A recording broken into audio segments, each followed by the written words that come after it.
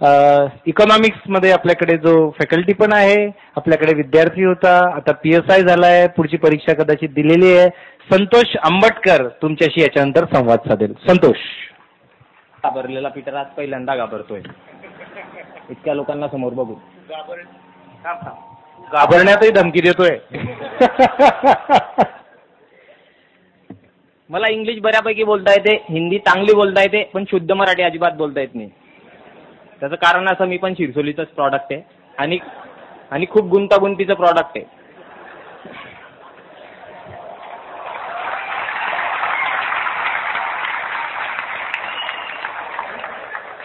तुम्हाला आजपर्यंत बऱ्याच लोकांनी सांगितलं असेल 48% मी IAS झालो, IPS झालो, 50% झालो, काहीतरी अधिकारी बनलो.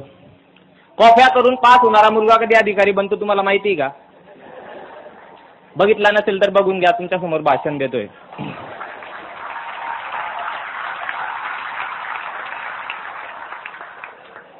प्रवास फार विचित्र होता. वडील गावाचे सरपंच आणि पोरगा एकदम तुकार.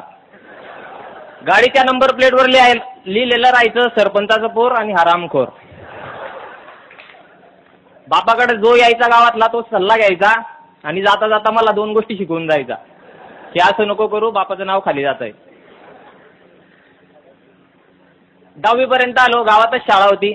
वडील म्हणजे आजोबा संस्थापकच होते, वडील तिच्यामध्ये बॉडीमध्येच होते, त्याच्यामुळे डेअरिंग चांगली चालायची. 9वी पर्यंत काही प्रॉब्लेम आला नाही. 10वीला मसावत सेंटरला होतो, कॉफी सेंटर होतं. जिगरबाज मित्र होते, 4-4, 5-5 फुटाचे भिंती कुदून कॉप्या द्यायला यायचे.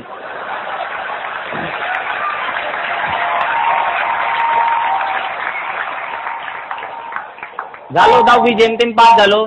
11वीला ऍडमिशन घ्यायचं. काय करायचं बऱ्यापैकी टक्के पडलेले होते. घरचे मला सायन्स घे. मला माहिती होतं सायन्स माझ्याकडनं होणार नाही.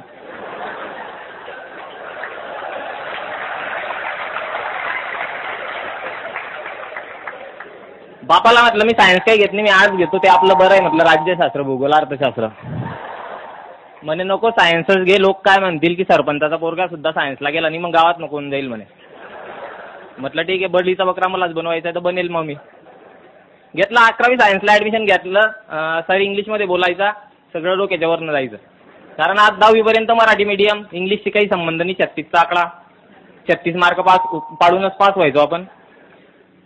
मग 11वी झाली कशी तरी, जेमतेम तिच्यात पण नूतन मराठा कॉलेज होतं, मायबाप कॉलेज, होऊन गेलो पास. 12वी सायन्सला ॲडमिशन घेताना फार टेन्शन आलं की सायन्स करायचं की नाही करायचं. बाप म्हणे आता जर तू ॲडमिशन मागे घेतलं तर लोक काय म्हणतील, 11वी सायन्स केलं, 12वी सायन्स करायची गमेंट नव्हती तर 12वी सायन्समधून ॲडमिशन काढून घेतलं. आता काही पण कर, फेल झाला तरी चालेल, 12वी सायन्सला ॲडमिशन घे. घेतलं 12वी सायन्सला ॲडमिशन. तो मास्तर फार इंग्लिशमध्ये जोरजोरात व्याख्यान द्यायचा, मी ऐकायचो, अर्ध डोक्याच्यावर जायचं. थोडंफार जे शब्द आधी माहीत होते त्याच्यावरनं थोडंफार समजायचं. 12वी सायन्स पास झालो. त्या सरांना भेटलो. त्यांना म्हटलं येईल तुम्हाला एक दिवशी, नक्की भेटायला येईल आणि तुम्ही जशी इंग्लिश बोलता नक्की तशी बोलून दाखवीन. 12वी सायन्स झालं. माहिती होतं फर्स्ट इयर सायन्स जर घेतलं तर डोक्याला ताण आहेच. ते प्रॅक्टिकल, ते ॲप्रॉन घाला आणि ते नळ्यांमध्ये रसायन ओतून ते काहीतरी करत बसा. त्याच्यापेक्षा म्हटलं कॉमर्स घेऊ. फर्स्ट इयरला कॉमर्सला ॲडमिशन घेतली. प्रवास फार इंटरेस्टिंग आहे. 11वी 12वी सायन्स झालं. फर्स्ट इयरला कॉमर्सला ॲडमिशन घेतली. First year, second year, third year commerce केलं MG कॉलेजला. त्याच्यानंतर वाटलं आता कॉमर्सची पण मजा घेतली, हिच्यात पण काही मजा नाही, मग MA केलं.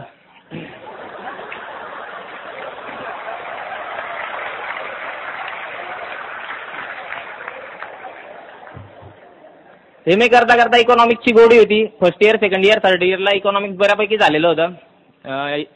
MA मध्ये पण इकॉनॉमिक्सवर बराच हात बसलेला होता.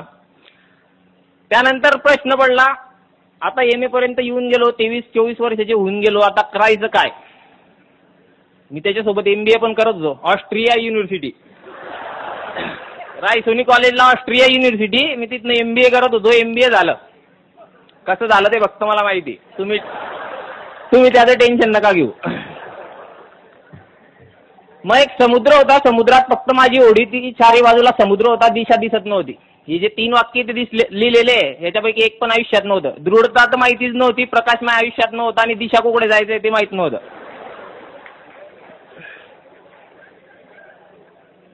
झवर सर म्हणून एक सर होते गोलानी मार्केटला, त्यांचं कॉमर्समध्ये ते अकाउंट शिकवायचे. त्यांच्या ऑफिसला गेलो होतो, तिथे मित्र काम करायचा, तिथे बसलो होतो आणि सर एक वेळा तिथे आले होते TYच्या मुलांना मार्गदर्शन करायला आणि मी तिथे बसलो होतो त्या लेक्चरला. आणि सरांनी पहिल्याच तिच्यामध्ये मन जिंकलं होतं व्याख्यानमध्ये. सरांनी म्हटलं होतं की यशस्वी होण्याचे 3 मार्ग.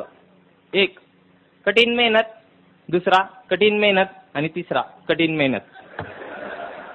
तेव्हा समजलं की मेहनतीला पर्याय नाही, आपण जे करतोय ते चांगलं नाही.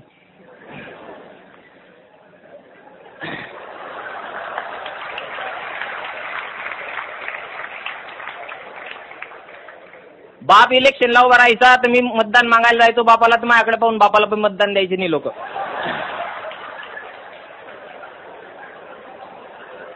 2007 मध्ये एक मॅटर झालं. मित्रांनी काहीतरी भांडण केली. रात्री 1:30 वाजता पोलिसांची गाडी आली, कंप्लेंट झालेली होती. मला 1:30 वाजता उचललं, बडगाव पोलीस स्टेशनला घेऊन गेले. 2 दिवस काही समजलं नाही काय चालू आहे. तिसऱ्या दिवशी बापाला सोडून घेतलं.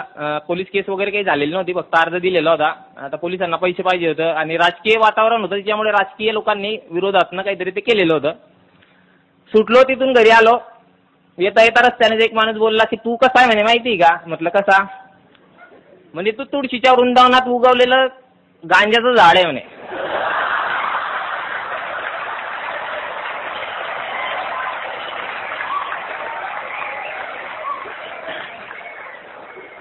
दिमाग फिरला, घरी आला. बापाला म्हटलं एक माणूस असा बोलला. अरे जाऊ दे म्हणे, मला माहिती ना राजकारणातून झालेलं आहे म्हणे, तुझ्या काही दोष नाही म्हणते त्यामध्ये. म्हटलं ठीक आहे. खूप संतापात होता. बाहेर गेलो. बाहेर जाता जाता बाप म्हणे 1 मिनिट थांबलो. आई आली, आत्या आल्या, मामा आले. तो लग्न करायचं म्हणे, तू खूप मातून गेलाय म्हणे. म्हटलं लग्न झाल्यावर माणूस म्हणजे ते काय म्हणतात नाल बसून जाते माणसाला, असं काही आहे का? म्हटलं नाही म्हणे, पण तू लग्न करायचं आहे. म्हटलं लग्न करेल पण लव्ह मॅरेजच करेल. वडील म्हणा ठीक आहे कर. टेन्शन मध्ये त्या दुसऱ्या दिवशी कॉलेजला गेलो. ती भेटली.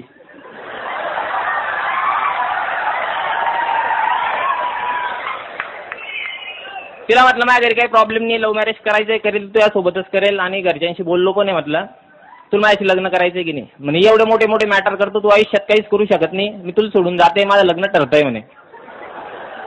म्हटलं सोडून जाऊ नको. नाही म्हणे मला जायचंय. म्हटलं जाऊ नको. नाही म्हणे मला जायचंय. म्हटलं जाऊ नको. नाही म्हणे मला जायचंय. म्हटलं जा.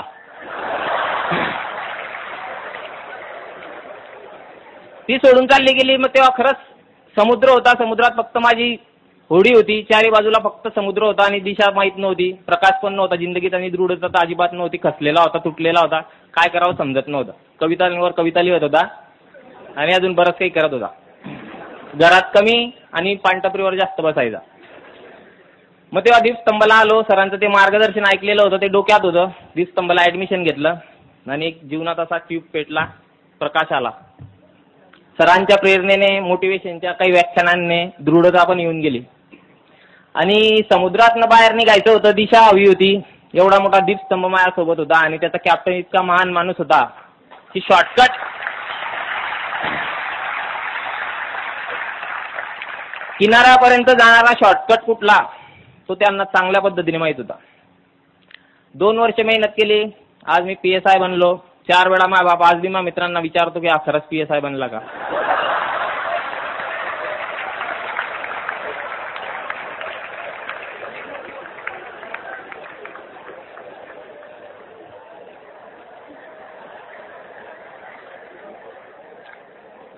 एवढंच बोलायचं होतं.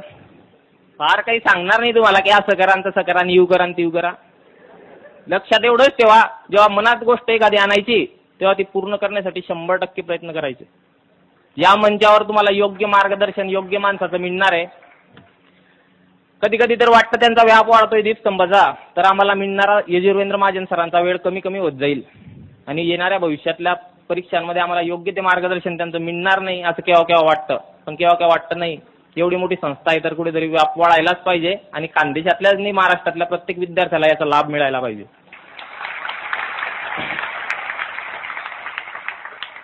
परिस्थिती फार वाईट आलेली होती. लोक काय काय बोलायचे, मायाविषयी तर जास्तच बोलायचे.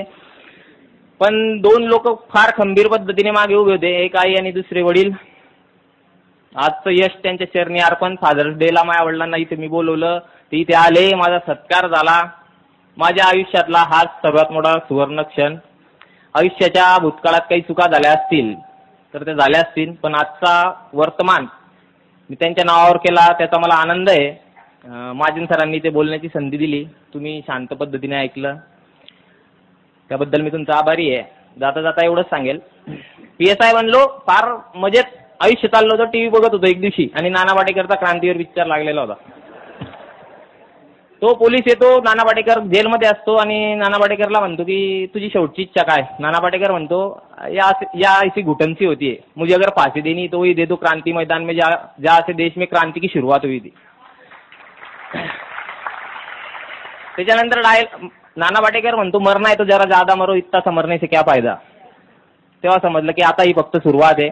PSI मला बनायचं नाही आहे. येत्या 3 वर्षात DYSP ACP बनून याच स्टेजवर परत सत्कार स्वीकारेल एवढी ग्वाही देतो.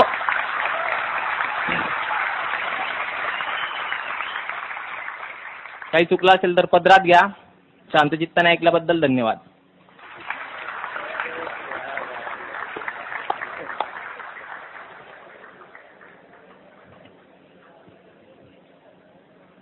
तो जसा आयुष्यात पहिल्यांदा घाबरला होता आज बोलताना, तसा मी आयुष्यात पहिल्यांदा मला शब्द सापडत नाहीये काय बोलावे.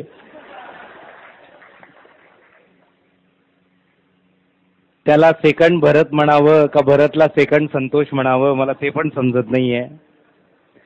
आणि एक मात्र सांगतो, तो जे बोलला ते सगळं एकदम खरं सांगितलं. तो आहेच तसा. आणि त्याला जेवढी अशी सगळे विद्यार्थी आहेत ना, हे सगळे तुमच्या अनेकांसाठी आदर्श आहे. अभिजित सारखे विद्यार्थी जे आहेत ना, म्हणजे अभ्यासच आधीपासून हुशार व्यवस्थित, बरोबर, ते असतात 10-15%, बरोबर. बाकीचे 20-30% इकडे बी नाही तिकडे बी नाही असे असतात. आणि 50% कुठेच नसतात बिलकुल. तर त्या सगळ्यांसाठी रोल मॉडेल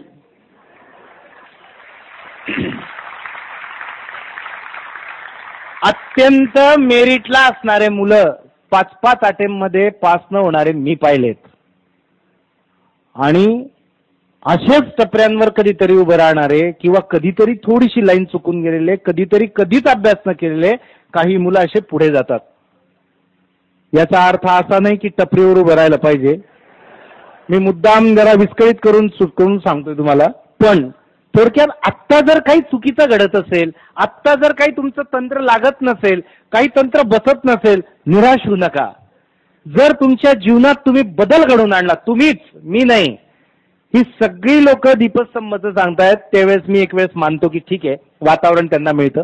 माझं नाव ते खूप रिस्पेक्टफुली घेत आहेत, तो त्यांच्या मनाचा मोठेपणा आहे. मला असं वाटतं माणसाला बदलायचं असेल तर अगोदर आत ठिणगी पडावी लागते.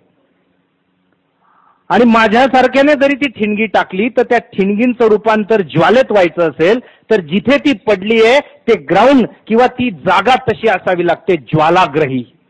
ती जर ज्वालाग्रही नसली आणि ती जर थंड अशी जागा असली तर अशा कितीही ठिणग्या पडून गेल्या तर उपयोग होत नाही. मी त्या दिवशी कदाचित जवर सरांकडे 50-70 मुलांसमोर बोललो असेल, मला आठवत पण नाही की तो होता नाही होता. पण ती ठिणगी पडली, पण ती अशा मैदानावर पडली की ते ज्वालाग्रही होतं. काहीतरी करण्याची जबरदस्त उमेद असल्याशिवाय अशा ठिणग्यांचा उपयोग होत नाही. म्हणून पुन्हा 3 cheers and 3 hats off for Santosh. Great, great.